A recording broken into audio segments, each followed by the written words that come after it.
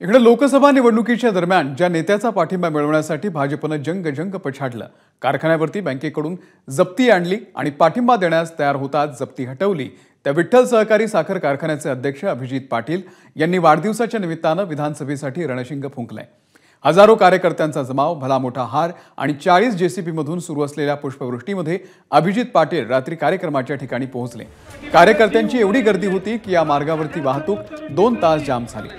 पुढच्या 4 महिन्यांमध्ये आमदार होणार असं पाटील यांनी सांगताच कार्यकर्त्यांनीही मोठा जल्लोष केला। मला बऱ्याच जणांनी आज शुभेच्छा देताना म्हणले की पुढच्या वर्षी वाढदिवसाला तुम्हाला आमदार म्हणून। मी म्हणलं 4 महिन्यात होतो, वर्ष कशाला।